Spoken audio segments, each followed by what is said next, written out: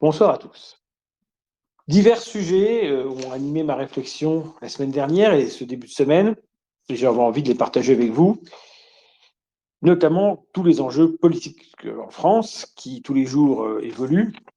Donc vous savez qu'aujourd'hui, et depuis maintenant quelques jours, le Parlement français, l'Assemblée nationale et le Sénat, pour être précis, sont concentrés sur la question du budget pour l'année 2026.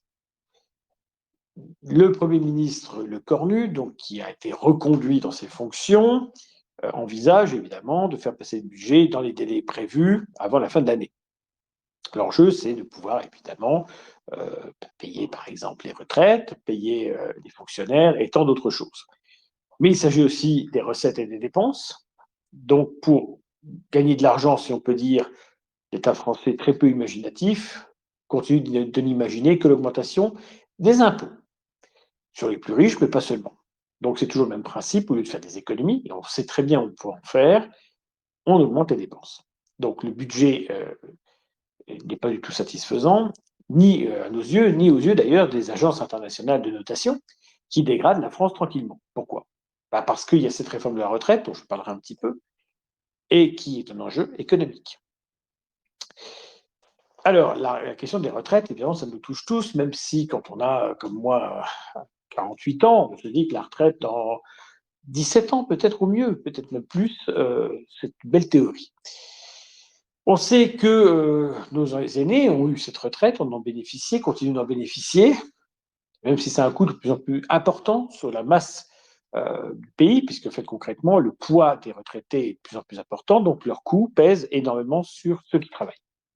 Mais s'il n'y avait que les retraites, en fait, on s'en sortirait assez bien. Comme le disait jadis Guillaume Fay dans Immigration et crise économique, la vérité interdite, une France sans cette immigration postcoloniale vivrait infiniment mieux, retraite ou pas. Et c'est sur ces postes-là de dépenses qu'on pourrait agir efficacement. Mais évidemment, c'est là où on ne touche à rien, y compris le RL. Alors, ce budget est évidemment assez médiocre, d'autant plus que le Cornu a annoncé pour plaire à la gauche qu'il ne ferait pas appel au 49-3, qu'il n'essaierait pas de passer en force. Autant dire que toutes les idées les plus délirantes du Parti socialiste ou de LFI vont être proposées. Et je vais en parler un petit peu. Ce budget est catastrophique. Et surtout, le gouvernement est complètement sous la coupe du Parti socialiste, qui est le seul à décider de l'avenir maintenant de ce gouvernement. En termes clairs, si le PS met en place une motion de censure, LFI, les Verts vont la voter, et le RN va la voter aussi. Ce qui veut dire que le Cornu sera donc contraint à la démission. Nous n'aurons pas à nouveau de gouvernement. Donc c'est le PS qui dicte sa loi. Le Parti socialiste d'Olivier Faure avait menacé le Cornu d'une censure si ce dernier n'acceptait pas de suspendre l'application de la réforme des retraites, ce qu'il a annoncé faire. Chose amusante, le président du Sénat a immédiatement déclaré, M. Larcher bien entendu, que le Sénat rétablirait l'application de cette mesure de retraite. En termes clairs, déjà l'Assemblée et le Sénat ne sont pas du tout d'accord. Le Sénat, qui a une majorité de droite, n'entend pas accepter que cette réforme des retraites passe, sous le silo de la gauche. Donc on va imaginer évidemment une navette entre l'Assemblée et le Sénat qui va être un petit peu compliquée. Et le PS ayant obtenu gain de cause, augmente la mise et menace de plus en plus. Ils veulent absolument, à gauche, mettre en avant cette taxe Zuckman. Donc c'est une taxe délirante d'un marxiste qui veut imposer les plus riches, sauf que les plus riches, qu'est-ce qu'ils vont faire? Ils vont partir. Alors certains à gauche rêvent d'empêcher les riches de partir. On n'est pas en Union soviétique, il faut qu'ils se fassent une raison. Cette taxe Zuckman ne passera pas, mais le fait qu'on en débatte est déjà délirant. Et tout est à l'avenant. C'est-à-dire qu'à chaque fois, le Parti socialiste menace. Et les LR se couchent, parce qu'il suffirait de dire au niveau des LR, si on accepte ça, nous, on dissout l'Assemblée aussi, on fait tomber le gouvernement. Et là, tout change. Il suffit que les LR se fassent respecter. Le PS n'hésite pas à faire chanter le gouvernement, mais les LR s'écrasent. Bon. Donc, si le PS n'est pas content, il fait tomber le gouvernement. Voilà le chantage. Et le PS a des idées complètement délirantes en matière économique, dignes de Jean-Philippe Tanguy au Rassemblement national, qui lui aussi est un social-étatiste forcené. Alors, on me dit que le projet de contre-budget du RN, que Reconquête défonce complètement, serait moins social qu'on le dit et plus libéral. C'est vrai que les élus du RN ont refusé comment dire, de voter un amendement augmentant les impôts pour les plus riches. Bon. Ce qui a fait dire à LFI que le RN roulait pour le patronat, mais on a l'habitude avec les marxistes. C'est toujours ce qu'ils ont dit, alors que c'est eux qui, par leur politique de soutien à l'immigration, font le jeu du grand patronat, évidemment, depuis les années 60, et même avant. Donc, ça veut dire quoi? Ça veut dire que le cornu est en permanence sous l'épée de Damoclès du Parti socialiste, et peut-être finalement des LR à un moment donné, si ceux-ci se réveillent. Ça va être compliqué de tenir jusqu'à la fin de l'année. Son enjeu, sa mission, a-t-il dit, c'est le vote du budget. Concrètement, une fois que le budget est voté, il peut démissionner. Bon, évidemment, il ne démissionnera pas derrière, mais il peut très bien être censuré. Voilà où nous en sommes. Alors, tout ça, évidemment, derrière, il y a une tâche de fond, c'est l'enjeu des présidentielles 2027. Et là, on est en train de voir et d'assister, je dirais, aux préparatifs d'un changement politique important. Même si, pendant des années, je n'ai pas voulu y croire, il faut admettre que les possibilités que le Rassemblement national gagne les élections présidentielles l'année prochaine, ou plutôt l'année d'après d'ailleurs, 2027, sont réelles. Et il est peu probable que le Rassemblement national gouverne la France à l'Assemblée avant, sauf dissolution qui lui permettrait d'y accéder, mais ce n'est pas forcément son souhait. L'enjeu, donc, c'est de gauche à droite ou d'extrême gauche à extrême droite de voir un petit peu tous les prétendants. Or, prétendante naturelle, évidemment, Nathalie Arthaud. Une énième candidature de lutte ouvrière, parce que lutte ouvrière a des militants qui arrivent à récupérer les signatures des petits maires, ce qui explique la longévité d'Arlette Laguier, et donc remplaçante depuis quelques années. Évidemment, on parle d'un pourcentage entre 0,5 et 1% des voix maximum, en sachant qu'a priori, il n'y aura pas de concurrent ex-LCR et compagnie, puisque M. Poutou a ouvert une librairie antifasciste et donc a renoncé à l'action politique. Nous aurons peut-être une candidate écologiste, Marine Tondelier plutôt d'ailleurs, parce que de ses axes de campagne, c'est de dire qu'il faut une autre Marine que Marine Le Pen. Donc Marine Tondelier aspire à être la candidate des Verts, mais certains écologistes ne veulent pas d'une candidate du tout. D'autres ont leurs propres ambitions. On peut supposer, évidemment, que Sandrine Rousseau et quelques autres ont aussi leur mot à dire. Et donc, Marine Tondelier est très désavouée en interne. Ça va être donc compliqué pour elle d'aller au bout pour un score qui serait évidemment médiocre, comme on peut s'y attendre. Reste la candidature du Parti socialiste, et je parlerai des LFI après. Olivier Faure a des appétits électoraux, mais il a un charisme extrêmement limité, pour ne pas dire inexistant. Il est très contesté en interne. Qui d'autre? On parle de Raphaël Glucksmann qui a fait un bon score aux élections européennes, mais est-ce qu'il serait capable de faire un bon score des élections présidentielles? C'est pas certain. Et là aussi, il faudrait qu'il s'impose. Comment faire? Le Parti socialiste est un parti verrouillé. Il y a d'autres candidats éventuels, comme M. Vallaud, mais là aussi, il a perdu les primaires internes, il n'est pas forcément bien placé. Le Parti socialiste a fait à peu près 1,5% des voix, légèrement plus avec Anne Hidalgo, score lamentable, pour un parti qui a été quand même au pouvoir avec le président Mitterrand pendant 14 ans, et avec Hollande, et qui maintenant pèse très peu. Mais Anne Hidalgo n'était peut-être pas la bonne candidate non plus. En toute sincérité, une autre candidate ou un autre candidat du PS aurait peut-être fait mieux.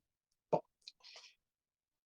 Alors évidemment, il y a LFI. Jean-Luc Mélenchon avait expliqué qu'en 2022, ça serait sa dernière candidature. On a bien compris que ce ne serait pas le cas.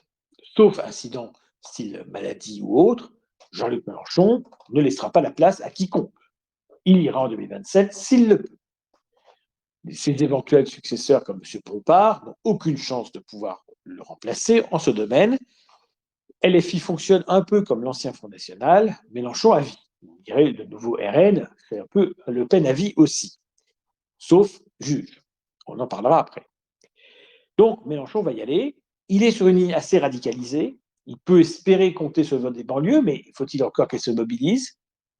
Et il a un concurrent, entre guillemets, du centre droit au départ, qui est M. de Villepin, qui joue la même partition que Mélenchon, ou à peu près, et qui a expliqué récemment que les émeutes de 2005 étaient dues à la discrimination sociale dont les banlieues sont prétendument les victimes. On a l'impression d'avoir un gauchiste classique, mais non, c'est un homme à particules, ancien Premier ministre de Jacques Chirac. Est-ce qu'il a envie d'y aller lui aussi?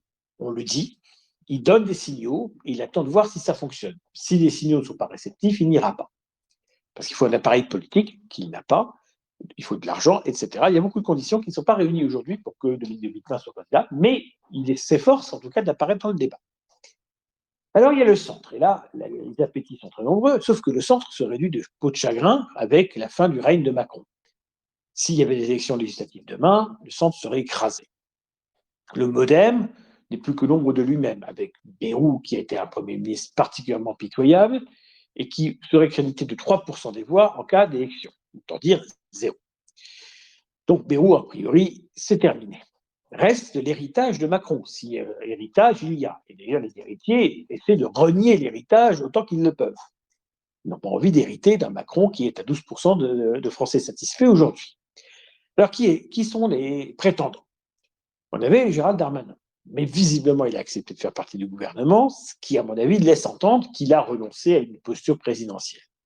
Donc, je pense que Darmanin n'ira pas. Il n'ira même pas à une primaire éventuelle, car il faudra savoir aussi comment le centre va départager ses, on va dire, candidats. On a Édouard Philippe. Édouard Philippe a pris ses distances avec Emmanuel Macron. Il a même appelé Macron à démissionner avant la fin de son mandat pour provoquer des élections présidentielles anticipées. Autant dire que ce n'est pas la chaude ambiance. Le problème d'Édouard Philippe, c'est qu'il s'effondre dans les sondages depuis 1 an, qu'il est inaudible et qu'il est incapable d'aller vraiment à la rupture avec Macron. Donc, il se retrouve très embêté. Parce qu'Édouard Philippe, là, aujourd'hui, il a un mauvais passage, on va dire. Très mauvais passage, les sondages ne sont vraiment pas satisfaisants. Et puis, il y a son adversaire, Gabriel Attal, qui ne parle quasiment plus au président. Attal est dans le post-macronisme assumé. Mais évidemment, ce n'est qu'un clone de Macron plus jeune, en réalité.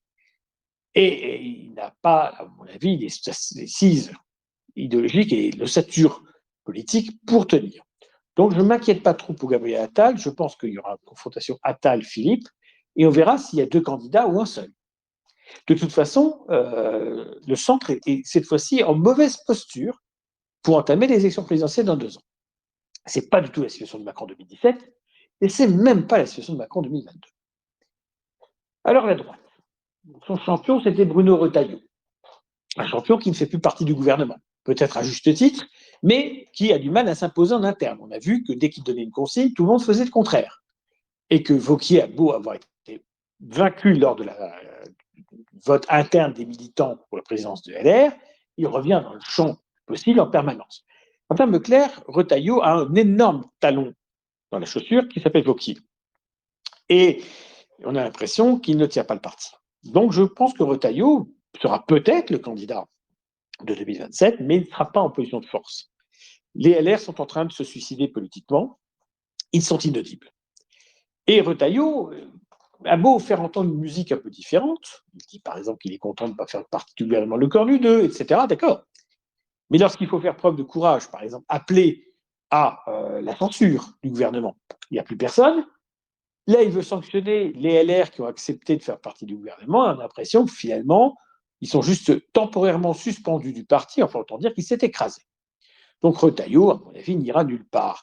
Ce côté donc Catour, réac, ringard n'a pas d'avenir. D'ailleurs, il y a un livre qui est sorti récemment sur lui qui s'appelle Le Cardinal, mais sauf que c'est pas Richelieu, on en est très loin.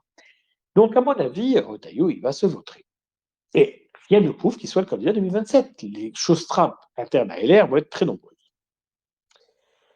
Ciotti ne sera pas candidat, évidemment, au présidentiel, ça ne l'intéresse pas. Ce qu'il envisage, c'est la victoire aux élections municipales de Nice, et c'est tout à fait crédible. L'UDR étant essentiellement une sorte d'identité-liberté de Marion Maréchal, mais autorisée, c'est-à-dire qui n'est pas maltraité par le RN, mais qui est accepté comme allié. D'ailleurs, il y a des LR qui, de temps en temps, claquent la porte pour rejoindre l'UDR, une sorte de, on va dire, sas de décontamination, si on peut dire que c'est comme ça. Alors, ensuite, il y a évidemment les autres candidats de la droite dite nationale. On ne sait toujours pas, et on saura qu'en juin 2026, qui sera le candidat du Rassemblement national. Soit Marine Le Pen, mais ça me paraît étonnant, échappe à une inéligibilité qui pourtant lui est promise, et elle est candidate en 2027, mais je pense qu'il y a peu de chances que ça arrive, soit c'est Jordan Bardella. Le problème de Jordan Bardella, c'est qu'il sera candidat non par choix, non par vote des militants, mais par remplacement. Et c'est là que le danger, c'est qu'il se présente uniquement comme le remplaçant de Marine Le Pen et pas comme un candidat en tant que tel. Si pendant toute sa campagne, il faut entendre « je me présente parce que Marine Le Pen est empêchée », c'est la seule condition qui fera qu'il perdra l'élection. Car je pense que c'est une élection qui est gagnable pour Bardella, à condition que le RN ne soit pas au pouvoir avant la présidentielle. C'est gagnable à condition qu'il prenne son élan, qu'il s'émancipe totalement de Marine Le Pen. En est-il capable? Nous sommes de plus en plus nombreux à en douter. C'est la condition de son existence politique, mais on ne peut pas être à sa place. D'ailleurs, il a été cornaqué récemment par un numéro 2 qui est un pro-russe patenté et qui est là certainement pour le coincer. Autant vous dire que Bardella va avoir beaucoup de mal à exister tout seul et qu'il est tout à fait possible que les marinistes, très nombreux au sein du parti, sabotent volontairement la campagne de Bardella pour préparer 2032. Car il se dit que, aussi bien du côté de Macron, qui est empêché de se présenter en 2027 puisqu'il ne peut pas faire plus de 2 mandats consécutifs, et du côté de Marine Le Pen, 2032, c'est une petite musique. En termes clairs, Marine Le Pen souhaiterait perdre, plutôt que le RN perdre en 2027, avec Bardella, plutôt que de gagner avec lui, et se préparer pour 2032. Marine Le Pen n'est pas si vieille et Macron sera relativement jeune. Macron aimerait bien se présenter en 2032 et Marine Le Pen envisagerait 2032. Autant dire qu'on n'arrive pas à se débarrasser de ces deux-là. Vous imaginez la catastrophe pour le pays. Il est évident que Macron ne doit pas revenir en politique, il faut tout faire pour qu'il ne revienne pas après 2027, et il faut mettre fin au lepénisme une fois pour toutes. Le danger, il est là, vous avez bien compris, c'est qu'on se retrouve avec 2027 avec un président centriste merdique, et ensuite le duel Macron-Le Pen à nouveau, avec peut-être une victoire de Marine Le Pen, sait-on jamais, mais est-ce que c'est vraiment ce qu'on a envie d'espérer? Il faudrait que Bardella gagne, en fait. Et pour que Bardella gagne en 2027, c'est pas compliqué. Émancipation de Marine Le Pen, écrasement de ses adversaires internes au parti, qu'il assume une ligne de droite correcte et qu'il s'impose. En est-il capable? Je l'ai dit, je n'en sais rien. Et tout porte à croire que pour le moment, il n'en est pas capable. Et alors, à sa droite, Sarah Knafo va-t-elle y aller? On annonce Sarah Knafo potentielle candidate aux élections municipales à Paris en 2026. Mais est-ce qu'une volonté de tremplin pour une présidentielle? Le problème, c'est qu'Éric Zemmour laisse entendre que ce sera lui le candidat, quoi qu'il en soit. Il ne veut pas lâcher. Et on voit bien que, comme Marine Le Pen, comme Jean-Luc Mélenchon et les autres, une fois que ces gens ont goûté à la présidentielle, ils ne veulent plus y renoncer. Je doute que Zemmour laisse Knafo candidater à sa place. Et moi, j'ai même l'impression que ce n'est pas du tout ce qui va se passer. Donc Zemmour va sans doute rempiler. Il avait fait 7% des voix au présidentiel 2022, ce n'était pas déshonorant, mais il y avait un effet de nouveauté. Là, il n'y a plus du tout de nouveauté, il y a déjà une usure. Un score de 5% aux élections européennes, correct, mais tout de suite suivi d'une scission de Mario Maréchal, et des difficultés d'exister à des élections comme les législatives ou autres. Et quand bien même au municipal, Reconquête, dans des points donnés, ferait des scores corrects là où le RN ne serait pas présent, par exemple, ça ne préjuge de rien. Le MNR avait fait la même chose en 2001, il a fait 2,3% des voix avec Paul Maigret au présidentiel 2002. Autant vous dire que ça ne garantit rien. J'ai du mal à imaginer Reconquête capable d'exister. Et la nouvelle ligne Cato-Réac de Zemmour, à mon avis, ne peut qu'être un échec encore plus retentissant. Alors, qui d'autre? Philippe de Villiers, soutenu par Bolloré, va-t-il y aller?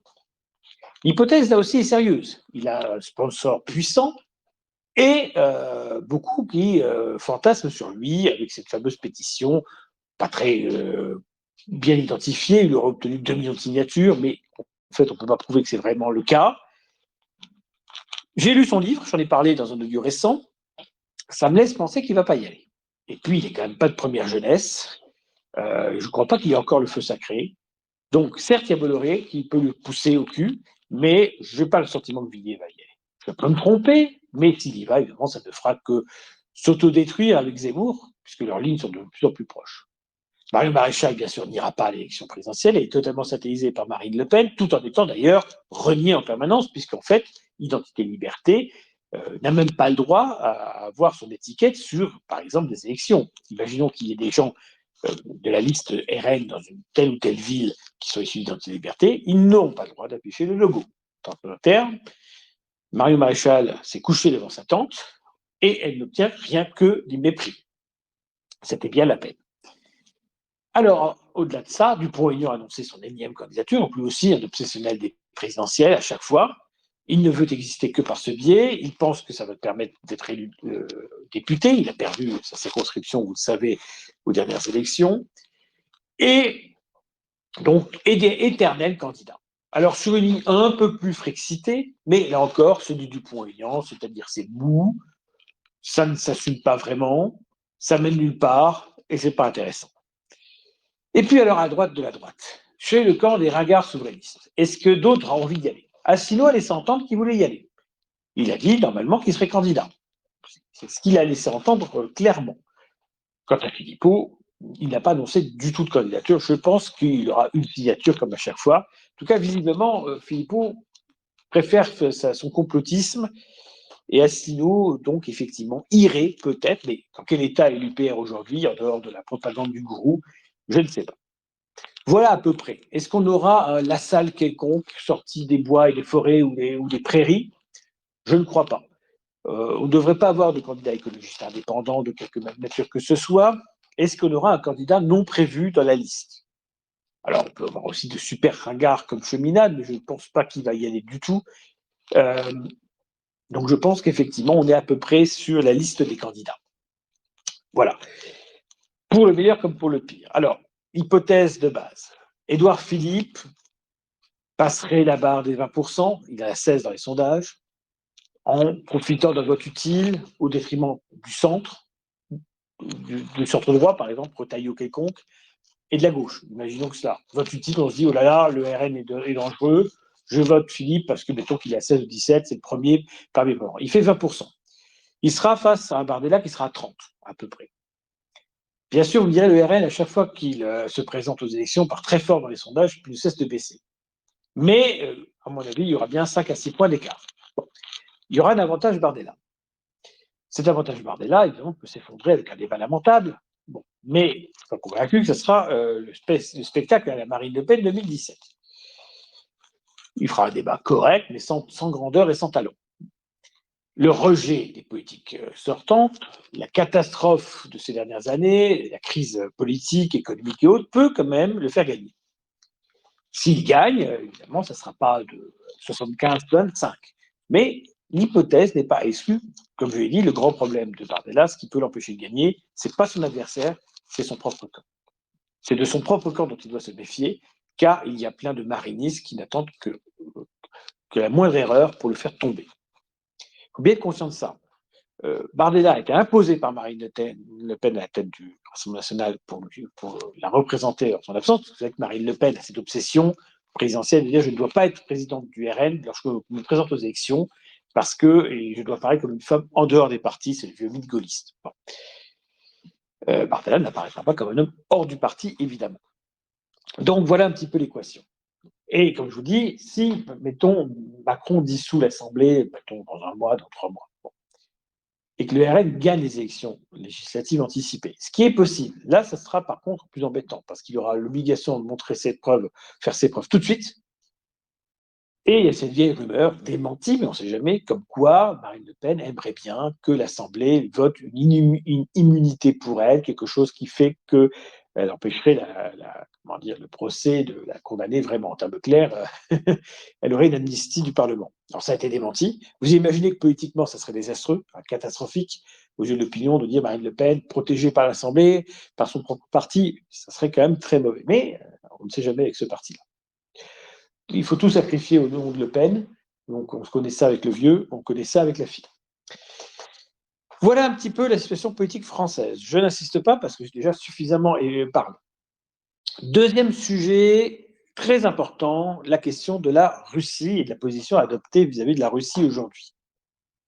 Vous avez plein de trolls pro-Poutine, ou simplement des souverainistes qui sont aussi pro-Poutine. Ce qui est extraordinaire, c'est qu'ils sont pour la souveraineté de la France, mais pas pour la souveraineté de l'Ukraine. Alors, il faut dire la vérité sur cette question russe, et j'estime que pour dire la vérité, il faut revenir à la source de tout. Ma théorie, mais elle n'est pas que la mienne, c'est que cette guerre est due exclusivement à Vladimir Poutine, qui l'a imposée à son propre haut commandement et à ses services. Que ceux-ci n'ont fait que lui dire ce qu'il avait envie d'entendre par peur, c'est-à-dire une guerre facile. Quel est le but de Poutine? Renforcer son pouvoir, rester au pouvoir jusqu'au bout, bien évidemment. Et il préfère s'entendre avec des Kim, ou avec des Loukachenko et d'autres autocrates, ou avec les pires régimes de la planète comme l'Iran islamiste, plutôt qu'avec des chefs d'État élus démocratiquement, même s'il y aurait beaucoup à dire sur le côté partisan des médias.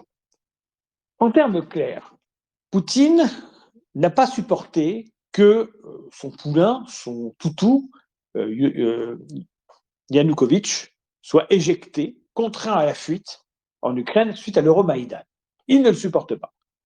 Yanukovych est, je le dis publiquement, un minable, mais ça n'empêche pas Poutine de l'imposer. Et je vais vous dire pourquoi. Vous avez remarqué que le gouvernement autour de Poutine, le gouvernement russe actuel, si vous regardez les figures du gouvernement russe, elles sont particulièrement pathétiques et minables, là aussi. Il faut bien dire la vérité, quand on voit le gouvernement français, c'est pas fantastique, mais quand on voit le gouvernement russe, c'est effrayant. Et en plus, ce sont des gens qui sont là depuis des années. Pour les Peskov, qui a un charisme absolument nullissime, Lavrov, qui est là depuis 20 ans, Zaharova et compagnie, enfin, c'est catastrophique. Donc, c'est un gouvernement russe lamentable.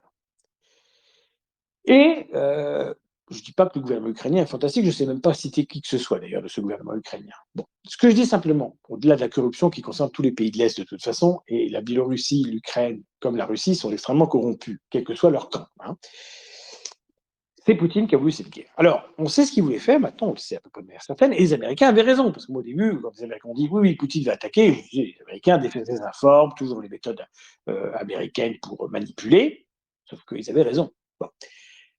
L'armée russe franchit les frontières de l'Ukraine pour empêcher un prétendu génocide par des nazis ukrainiens de la population du Donbass. Ceux qui ont détruit le Donbass, je rappelle, ce sont les Russes. Si le Donbass aujourd'hui est en ruine, ils peuvent remercier Poutine. Et donc, évidemment, toujours les versions accusatoires, comme l'Allemagne qui avait accusé en 1939 la Pologne d'organiser des pogroms anti-allemands. Il faut toujours une justification, un alibi bidon. Voilà, la Russie envahit l'Ukraine comme elle avait envahi en 2008 la Géorgie sous de même faux prétextes. Sauf que cette fois-ci, il n'y a pas un Sarkozy pour aller dire à Poutine « Allez, arrête-toi en chemin ». Cette fois-ci, plus personne n'y arrive. Même Trump a échoué à ramener la paix, au prix pourtant de grandes concessions, en disant à Poutine « Tu gardes la Crimée, tu gardes tout ce que tu occupes aujourd'hui, c'est le Donbass, etc. Et on fait la paix ». Ben non, même ça, Poutine ne veut pas, il veut continuer la guerre. Alors qu'il n'y a aucun gain territorial de l'armée russe depuis des mois et des mois. Donc c'est la guerre de Poutine. Et Prigojine l'avait très bien expliqué, avant évidemment qu'il ne fasse sa marche avortée sur Moscou. Plus grande erreur de Prigojine ayant été évidemment, disons-le, de ne pas y avoir su aller jusqu'au bout. Évidemment, le son va être dérangé. Et là, vous avez entendu une sirène de truc. Donc j'espère qu'on pourra couper ce passage, parce que c'est gênant. Donc voilà, en tout cas, la Russie de Poutine, évidemment, est responsable donc de cette guerre. Poutine espérait que l'armée russe, dont il a surestimé totalement les capacités, puisse prendre Kiev en quelques jours. Il aurait imposé Yanukovych au pouvoir sur une partie importante de l'Ukraine. Il aurait peut-être laissé la partie Galicie de côté, mais il aurait imposé aux Américains et au monde entier la restauration du pouvoir de Yanukovych. En fait, pour Poutine, l'Euromaïdan est un coup d'État. Le président légitime est toujours Yanukovych, donc il faut le rétablir. Voilà pourquoi on fait tuer des millions de gens pour rien, pour installer un médiocre à un poste qu'il ne méritait pas de toute façon, alors qu'il a fui lâchement de toute façon ce pouvoir-là. Donc voilà ce que voulait faire Poutine.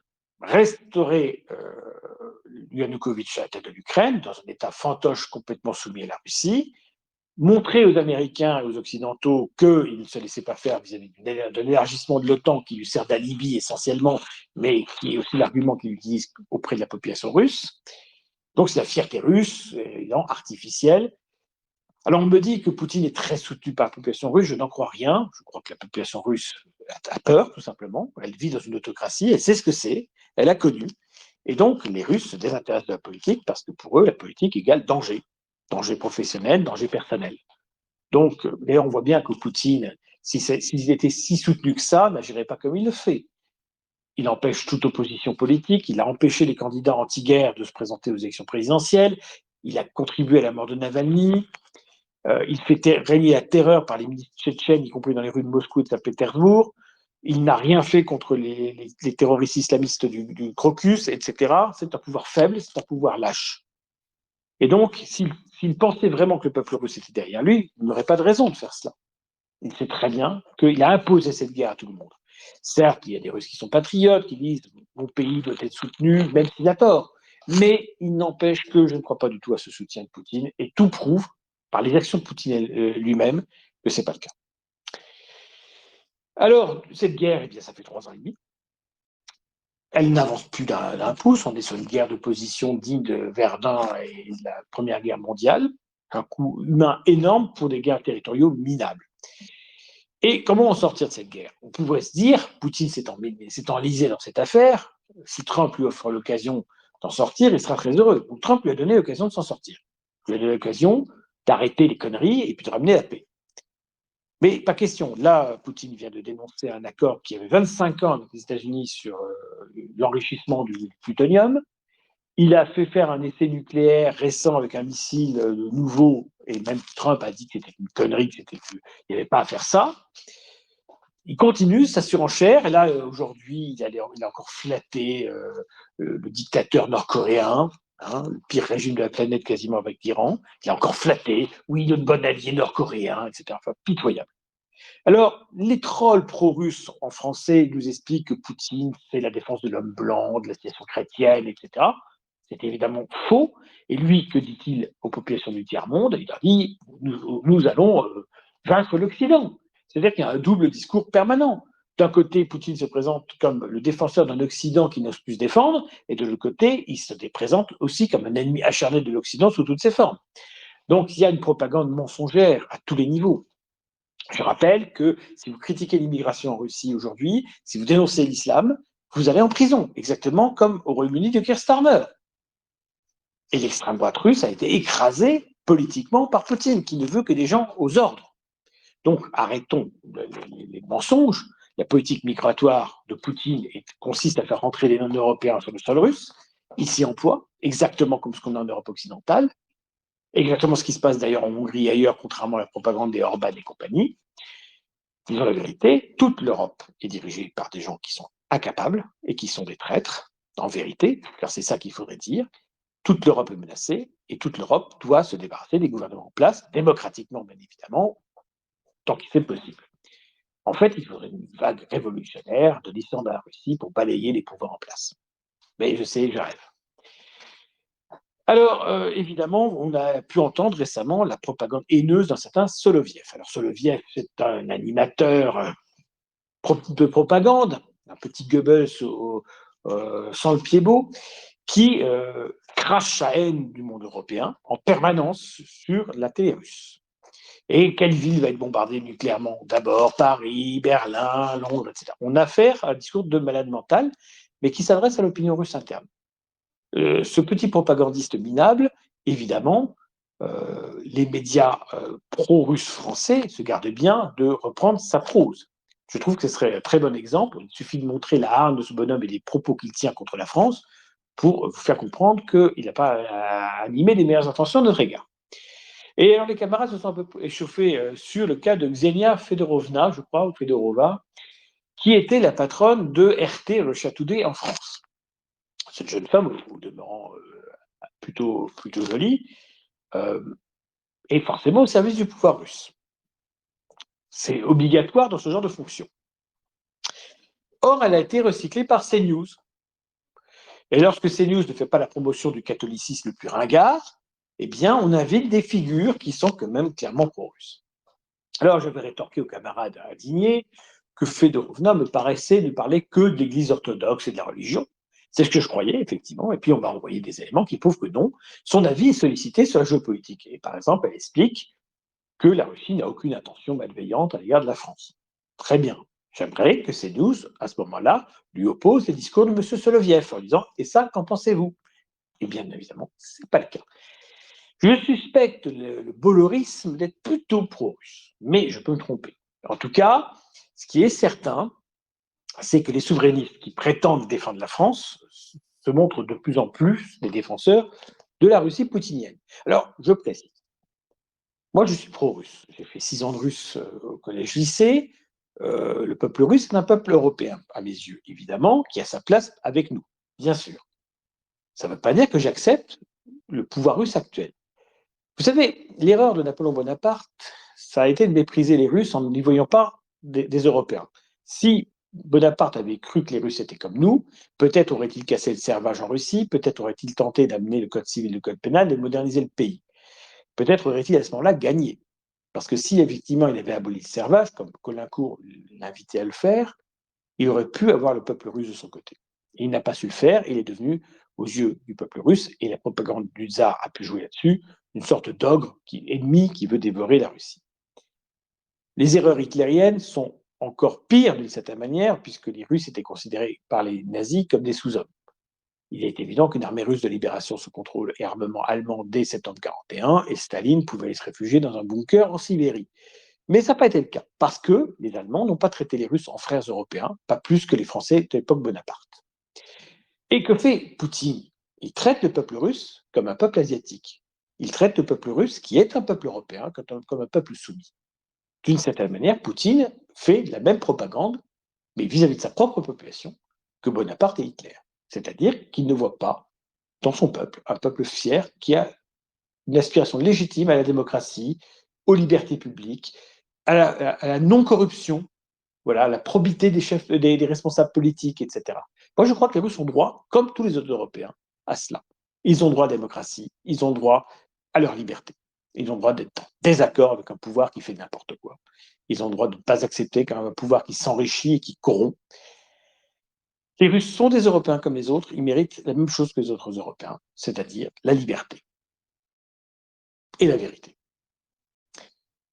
Poutine traite les Russes en asiatiques. Et les russophobes occidentaux traitent les Russes en asiatiques. C'est-à-dire l'idée que les Russes seraient naturellement portés à la soumission et à obéir, que ce soit à Staline, que ce soit au tsar, que ce soit à Poutine.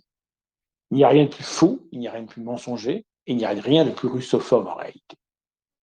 Ce qu'il faut dire aux Russes, c'est le pouvoir en place chez vous vous trahit, vous ment et vous vole. Souvenez-vous quand Navalny accusait le parti au pouvoir d'être le parti des voleurs. C'était très efficace et ça irritait très très fortement M. Poutine.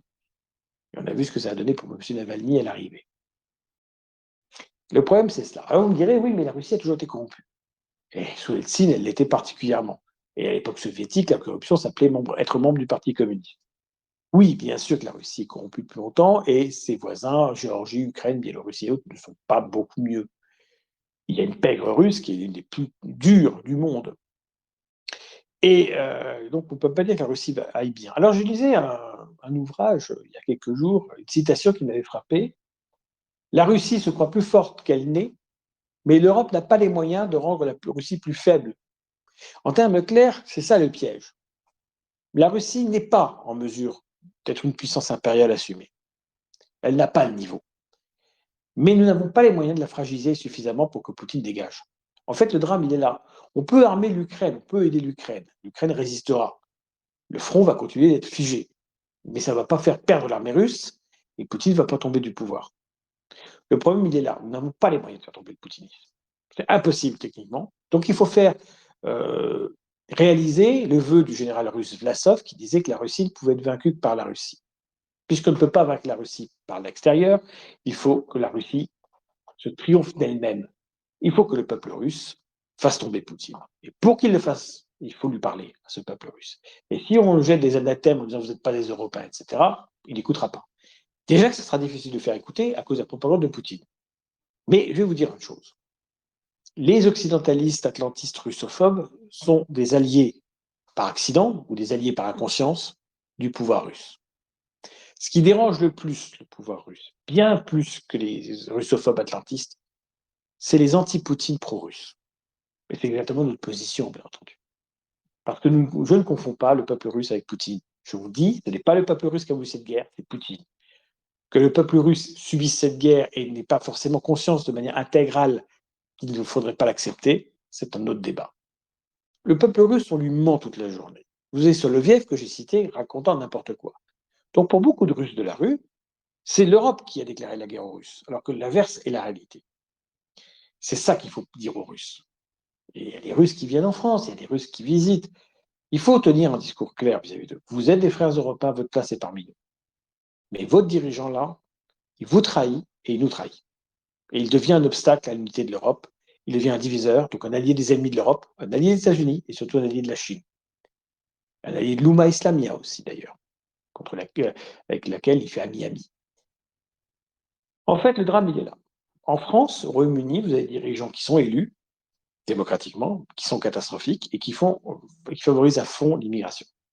En Russie, vous avez un dirigeant qui est élu par triche et qui favorise aussi à fond l'immigration depuis quelques années. On peut dire de cette manière que les Russes sont comme nous, ils sont trahis.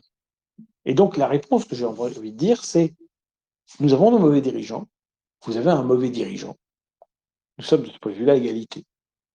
La différence, c'est que votre mauvais dirigeant a amené à une guerre en Europe dont on n'avait pas besoin.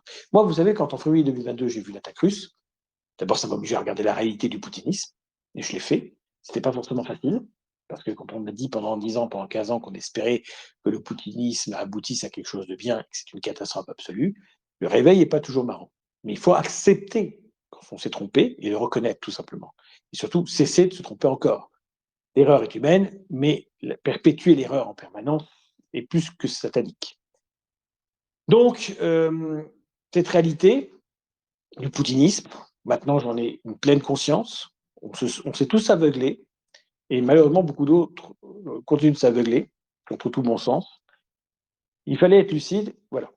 Je pense que maintenant, la mue est faite. Donc, nous sommes des amis du peuple russe, comme nous sommes des amis du peuple ukrainien. Nous n'aimons pas les guerres entre Européens. Toute guerre entre Européens est une guerre civile, disait Victor Hugo. Mais je ne mets pas sur le même plan l'agresseur et l'agressé. Quoi qu'on puisse penser de Zelensky, je n'ai pas beaucoup d'affection pour lui, c'est l'Ukraine qui a été agressée par la Russie, c'est pas l'inverse. Et si la guerre continue, c'est pas la faute de Zelensky, c'est bien la faute de Poutine, puisque Trump lui avait donné une occasion en or d'arrêter le combat.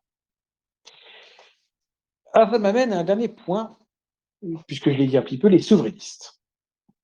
Les souverainistes, donc, qui sont nos bêtes noires au LPE, vous le savez, parce que d'abord, je suis leur bête noire. Récemment, Pierre-Yves Rougeron, dans sa dernière émission de octobre 2025, donc c'est tout récent, m'a attaqué au cours de 1h14 de conférence pénible. Moi, je n'ai pas écouté, évidemment, la conférence de Rougeron, il est insupportable, soporifique et pédant. Mais il parle de moi. Alors, à chaque fois, il n'est pas capable de citer mon nom. Il a peur de citer mon nom comme si j'étais un peu le Candyman, que s'il m'appelait, j'apparaissais. Bon. Donc, il m'a traité plus ou moins d'un terme incompréhensible, parce qu'en plus, ce gars ne sait pas parler. Il m'a traité de chauve. Et il a évoqué que j'étais un partisan d'une Europe nouvelle, donc la grosse allusion nazifiante, et que j'étais pour une remigration violente.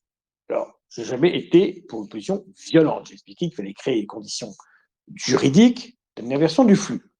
À aucun moment, je ne prône une quelconque violence, puisque je prône toujours des solutions démocratiques, même s'il s'agit du Parlement européen, etc. Donc, évidemment, il m'attaque, il me diffame, bien entendu, puisqu'il déforme mes positions. Il pourrait dire, oui, vous vous rendez compte, il croit que l'Europe est une nation. Non, non, c'est une insulte, c'est une diffamation, et jamais assumé, puisque surtout pas cité férié. Tout le monde comprend que c'est moi, parce qu'il dit que je suis fonctionnaire du ministère de l'Intérieur, etc. Donc il donne des éléments qui font qu'il n'y a pas de doute. C'est pas Thomas Ferrier qui imagine qu'on l'attaque. Tout le monde a compris ça. Et alors, il parle de la mousse et de la haine. Voilà. Ils font de la mousse et de la haine. Il n'y a pas de haine chez moi. Par contre, lui, vis-à-vis du peuple allemand, la haine est permanente. Elle est grotesque même à un certain niveau. Alors récemment, on m'a envoyé une citation d'un socialiste français du début du XXe siècle et de la fin du XXe siècle qui s'appelle Maurice Allard. Ce Maurice Allard, en 1913, dénonce le parti colonial et dit qu'il est plus proche, nettement plus proche d'un Allemand que d'un prétendu Africain français. Déjà à l'époque, 1913, rendez-vous compte. Et il dénonce tout ce discours colonial ridicule. Il dit « la France est d'Europe ». Voilà, la France n'est que d'Europe, d'ailleurs, presque, précise-t-il quelque chose comme ça. Alors, il était coutumier de tirades antichrétiennes et d'apologie du paganisme et de l'empereur Julien, et même de l'arianisme, puisque les socialistes français du XIXe siècle, sauf les marxistes, étaient souvent férus d'arianisme. Et donc, de belles citations de quelqu'un qui a contribué à la loi de 1905 sur la séparation de l'Église et de l'État. Et donc, je vous invite à aller regarder ce qu'a pu dire et écrire Maurice Allard, hein, A2L-A-R-D, c'est assez amusant. On dirait du LPE avant l'époque. Alors, donc, attaque de Rougeon. Pendant le même temps, évidemment, le camp souverainiste continue son autisme et son sectarisme surtout fanatique, Parce que récemment, quelqu'un qui suit mon compte sur X depuis quelques mois, quelques années, un gars sympathique, qui n'est pas membre du parti, hein, qui n'est même pas sympathisant, trouvait intéressant que Morio, qui maintenant gère plus ou moins le bistrot Liberté de TV Liberté, j'ai bien dit TV Liberté, je n'ai pas encore dit TV Moscou, mais on pourrait parfois se poser la question. Et donc, il demande à Éric Morio, est-ce que vous ne pourriez pas organiser un débat entre François Asselineau et Thomas Ferrier pour vraiment qu'on ait un débat, voilà, anti-européen versus pro-européen, etc. Réponse d'Éric Morio, parce qu'il aurait pu ne rien dire et ignorer le tweet, mais il répond sobrement non. Tout court, non. Pas de justification, etc., mais non. Alors, évidemment, on sait pourquoi. Depuis quelques temps maintenant, je suis blacklisté et je ne suis pas le seul à l'être sur TV Liberté. Les souverainistes ayant des vieux cons qui donnent du fric à la chaîne ont droit à un monologue permanent sur TV Liberté. En termes de clair, il ne s'agit surtout pas de leur opposer quelqu'un, il faut qu'ils puissent prêcher leur propagande toute la journée. En plus de la propagande pro-russe, anti-Union européenne, et de raconter absolument n'importe quoi, à l'instar de l'ensemble des postes de Florian Philippot sur X, évidemment, pas question de débat contradictoire. Vous vous rendez compte? Peut-être qu'on pourrait montrer qu'il raconte n'importe quoi. Donc, ce n'est pas question de débat. Le sectarisme souverainiste dans sa quintessence. Mais quand on a peur du débat, c'est qu'on sait qu'on va le perdre. Quand on a peur du débat, c'est qu'on a déjà perdu en réalité. Et effectivement, pas question que Thomas Ferrier puisse débattre face à Asselineau, face à Philippot. Alors, le camarade en question a proposé à Frontière la même chose, et Garen, qui est celui qui a un nom arménien, a répondu qu'il y avait déjà eu un débat entre Philippot et Messia. Bon. Quel rapport? Jean Messia, à ma connaissance, n'est pas européiste identitaire. Donc, effectivement, Messia, ça reste un nationaliste français, entre guillemets, un souverainiste français, moins sectaire certainement que le camp souverainiste pur et dur, puisque Reconquête, officiellement Reconquête, ne prône pas la sortie européenne, à différence d'un Philippe de Villiers qui a déclaré récemment, là, hier ou avant-hier, qu'il fallait donc le Frexit. Il ne l'a pas écrit dans son livre, mais il le dit en ce moment, c'est son grand leitmotiv, Frexit, Frexit, Frexit, sur quoi Philippot, bien entendu, tout de suite immédiatement excité, répond en chœur Frexit. Le mantra de madrassa souverainiste, le Frexit. Voilà, vous savez, chez les souverainistes, il y a des sortes de madrassas où on répète en permanence Frexit, Frexit, Frexit, mais enfin, c'est un peu des madrassas comment dire, en bas chauffant. Hein. Voilà. Voilà, c'est un mélange de madrassa et d'autres lieux d'aisance, on va dire. Voilà. Hein. Et donc, les souverainistes répètent tous en chœur Frexit. Alors, vous imaginez, il faudrait les mettre comme dans la secte que dénonçaient les inconnus dans les années 80, la secte de Skippy. Alors, le Skippy, ils seraient tous en train de dire Frexit. Le Frexit-Mexit, comme disait Satan de Lesquin, ben, moi, il me fait plutôt pleurer de tristesse face à cette connerie. Alors, dernier sujet que j'avais envie d'évoquer, on pourrait parler de Milei, évidemment, 48,8% d'Argentine. Milei, pour les médias français, vous disaient oui, il est cuit, il va perdre, etc. Eh bien, la gauche réunie autour du péronisme a perdu face à Milei en Argentine, nettement, et Milei est renforcé dans sa stratégie. Ses réussites économiques sont là, même si la pauvreté est encore importante en Argentine. Et pourtant, la gauche péroniste avait essayé de ratisser tout ce qui existait. Alors, c'est amusant parce que le péronisme historique, c'est une sorte de mélange de nationalisme et de socialisme. Il y avait un côté assez fasciste chez Perón historiquement. Rien de tout cela maintenant dans le péronisme de 2025, qui n'est qu'un vulgaire gauchisme. Ça, c'était la petite pointe sur Milei. Je ne suis pas un grand fan du libertarisme à la Milei complet, mais il faut voir que l'Argentine est dans une situation économique catastrophique et il y a quand même des réussites de la part de Milei, peut-être avec un prix lourd dans certains cas, mais après tout, ça fonctionne. Dernier sujet, la Furia. Alors, vous savez qu'il y a des commissions de gens non élus qui décident de la presse. Vous savez que Rivarol, par exemple, a perdu l'agrément qu'il avait, dont il disposait, ce qui fait que économiquement, le journal maintenant est en difficulté. On peut le comprendre vu les provocations ridicules qu'ils font depuis des années. Mais quand on commence ce genre de méthode, eh bien, on ouvre la porte. C'est la boîte de Pandore qui est ouverte. Et maintenant, on attaque un magazine qui n'a pas grand-chose à se voir reprocher. Tout simplement une pleurnicherie de SOS Racisme, une plainte classée de SOS Racisme. Donc, la Furia. un magazine que je lisais au tout début dans les 2-3 premiers numéros, et que j'ai arrêté assez vite parce que ça me saoulait, c'était pas intéressant. Il y avait les dessins de Marceau, ça c'était à la rigueur la partie marrante, même s'il se répète un petit peu. Mais surtout, il y avait Papacito, et moi je supporte pas ce bonhomme. J'ai pas envie de donner de l'argent à ce gars-là. Donc la Furia est au numéro 16 maintenant, et ils viennent de perdre pendant l'été l'agrément, ce qui leur coûte cher, puisque concrètement, ils ne bénéficient plus de l'obligation qui est faite, donc des différents kiosquiers et autres, de le vendre, parce qu'il y a une obligation lorsqu'on fait partie des journaux de référence. Ils ne bénéficient plus des avantages courriers, parce qu'il y avait des réductions pour les dépenses de courrier, etc. et compagnie. Tout ça, ça tombe, ce qui fait qu'économiquement, c'est beaucoup plus difficile. Donc, Laurent Oberton, qui est des figures de la Furia, qui est quelqu'un de très intéressant, puisqu'il écrit La France Orange Mécanique, etc., dont on ne doute pas qu'il a des idées pas très, très éloignées des nôtres, eh bien, Laurent Oberton invite à augmenter de 500 abonnements encore le magazine, donc 500 personnes qui s'abonneraient, pour sauver la Furia. Alors, je vous dirais, personnellement, je ne suis pas un très grand fan de ce magazine. On peut simplement dire qu'on peut soutenir la démarche de Laurent Berton face à la censure et à un abus d'autorité absolument scandaleux. C'est indiscutable, mais je n'avais pas spécialement envie de l'aider. Et on apprend aujourd'hui par Oberton que Papacito quitte la Furia. Alors, pour savoir pourquoi il quitte la Furia, il faudrait se taper les 1h13 ou 1h30, je ne sais plus quoi, d'émission sur donc c'est pas Amazon, c'est l'autre, voilà, sur Spotify, pour savoir pourquoi est-ce que Papacito s'en va de la Furia. Bon, si vous avez eu le courage de l'écouter, vous pouvez me donner l'information en résumé en me disant, voilà, les explications. Moi, je vois ça toujours de la même façon, c'est que voilà le bonhomme qui, au moment où la crise est là, au moment où le magazine est en danger, se barre. Hein, ça donne l'impression d'être un lâcheur.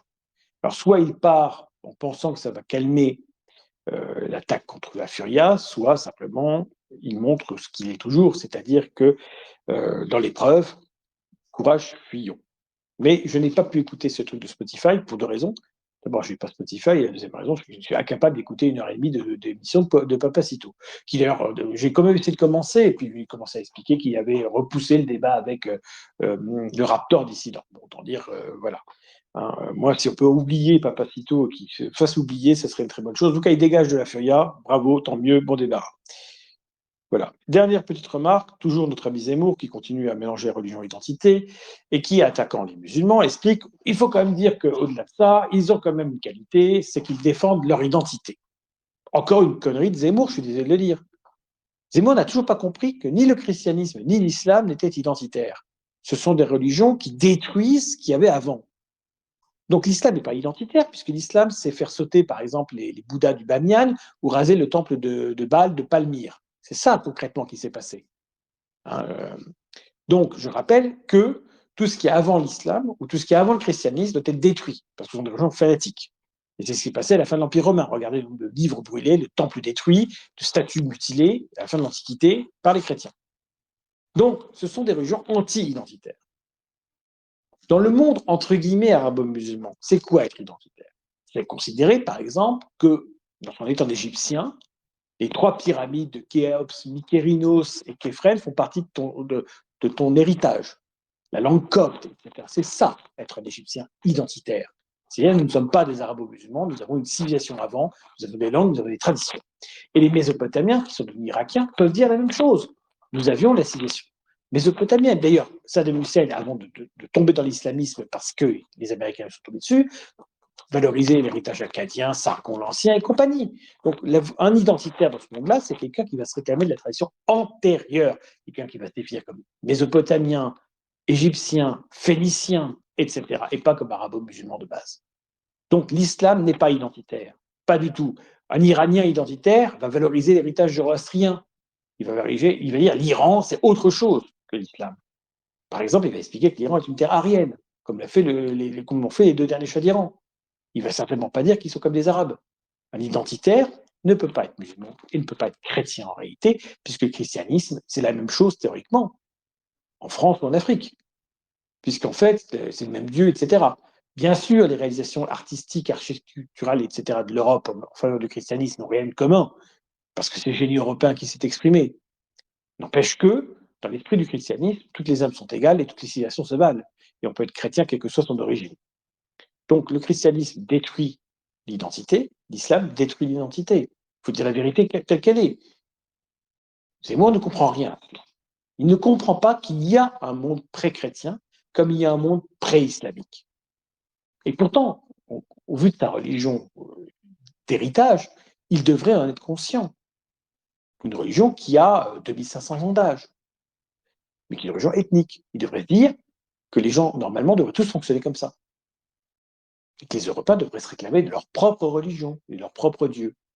Mais ça, le retour au paganisme, ça dépasse totalement ce que peut entendre et comprendre Zemmour. Donc Zemmour résume l'identité à la religion, donc c'est la pire connerie. Je l'ai dit, l'identité n'a rien à voir avec la religion. Dans une religion ethnique, c'est l'identité qu'impose la religion, c'est pas la religion qui impose l'identité. Et c'est très important d'avoir ça en tête. La religion ne fonde pas l'identité, c'est l'identité qui fonde la religion. Ça, c'est ce que je voulais vous dire ce soir, chers amis. Et donc, j'ai fait mon tour d'horizon tel que prévu.